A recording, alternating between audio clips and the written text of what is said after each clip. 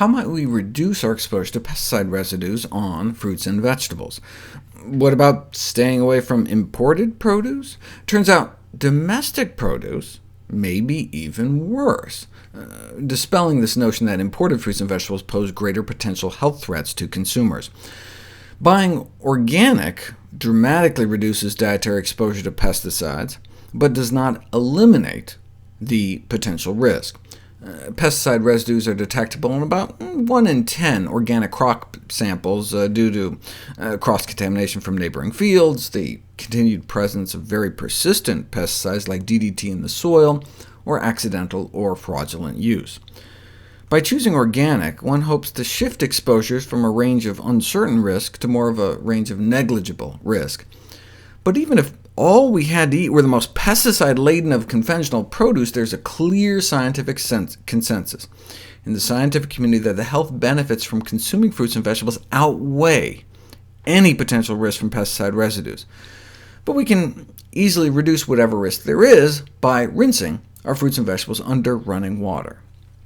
There are, however, a plethora of products alleged by advertisers to reduce fruit and produce pesticide residues more effectively than water, and touted to concerned consumers. For example, Procter & Gamble introduced a fruit and vegetable wash in the year 2000. As part of the introduction, TGI Fridays jumped on board, bragging on their menus that the cheese and bacon puddles they call potato skins were first washed with the new product. After all, it was proclaimed proven to be 98% more effective than water in removing pesticides. So researchers put it to the test, and it did no better than plain tap water. Shortly thereafter, Procter & Gamble discontinued the product. But numerous others took its place, claiming their vegetable washers are 3, 4, 5, or even 10 times more effective than water, to which the researcher replied, "That's mathematically impossible. If water removes like 50%, you can't take off 10 times more than 50%. They actually found water removes up to 80% of pesticide residues, like the fungicide Captan, for example. So for other brands of veggie washes to brag 3, 4, 5, 10 times better than water is mathematically impossible indeed. Other fruit and vegetable washes have since been put to the test. They compared a fruit and vegetable wash to FIT, to two I've never heard of, OrganiClean and VeggieClean, compared to using dishwashing soap, all compared to just rinsing with plain tap water.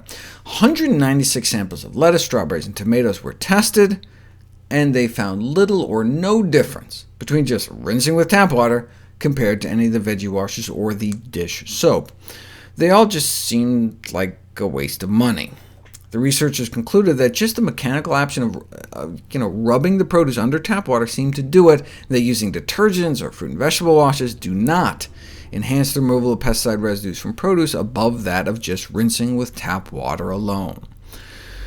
That may not be saying much, though. Captan appears to be the exception. When rinsing with plain water was tried against a half dozen other pesticides, less than half of the residues were removed. Now, a fingernail polish remover works better, but the goal is to end up with a less toxic, not more toxic tomato. We need a straightforward, plausible, safe method for enhanced pesticide removal, although the efficacy of pesticide removal from fruits and vegetables has been rarely reported in the medical literature. Anything we can add to the tap water to boost its pesticide-stripping abilities?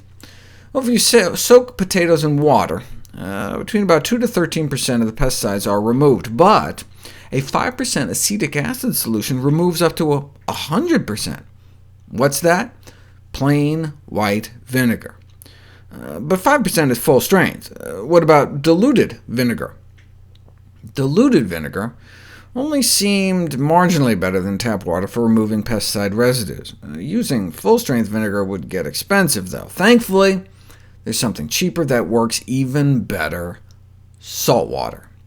A 10% salt water solution appears to work as good or better than full-strength vinegar.